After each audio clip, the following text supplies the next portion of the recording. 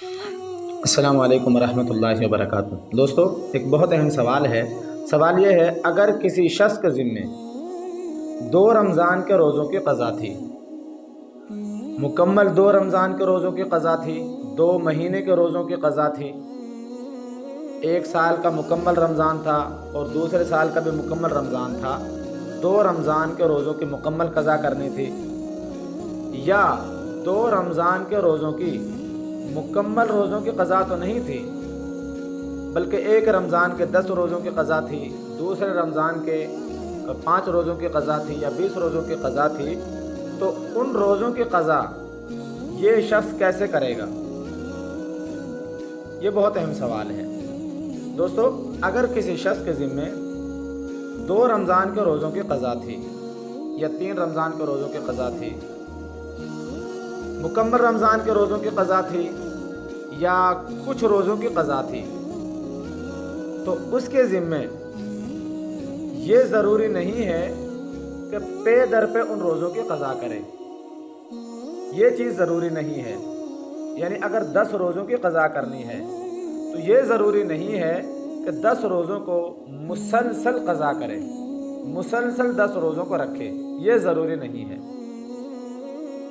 البتہ یہ ضروری ہے اس چیز کو متعین کر لے کہ وہ کس رمضان کے روزوں کی قضا کر رہا ہے، یعنی جو گزشتہ رمضان تھا، 2023 کا جو رمضان تھا اس کے روزوں کی قضا کر رہا ہے، یا 2022 کا جو رمضان تھا اس کے روزوں کی قضا کر رہا ہے۔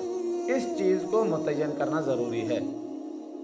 پھر اس کے بعد جتنے بھی روزوں کی قضا کرنی ہے ان کو پے در پہ بھی کر سکتا ہے، یکے بعد دیگر ان روزوں کی قضا کر سکتا ہے، اور اس طرح بھی ان روزوں کی قضا کر سکتا ہے۔ 1 روزہ رکھنے کے بعد 4 دن روزہ نہیں رکھا، پھر 1 روزہ رکھا، تو اس طرح بھی روزوں کی قضا کر سکتا ہے۔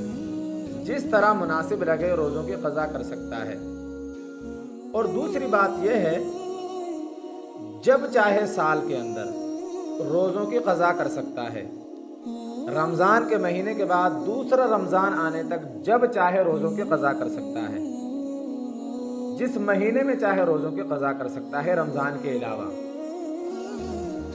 یہ کوئی ضروری نہیں ہے کہ بھئی فلاں مہینے کے اندر روزوں کی قضا کرنی ہے، فلاں مہینے کے اندر قضا نہیں کرنی، یہ ضروری نہیں ہے، بس روزوں کی قضا کرنی ہے۔ البتہ اس چیز کو مد نظر رکھیں، جتنی جلد ہو سکے روزوں کی قضا کر لینی چاہیے، کیونکہ انسان کی زندگی کا کوئی پتہ نہیں ہوتا کب انسان کا بلاوا آ جائے۔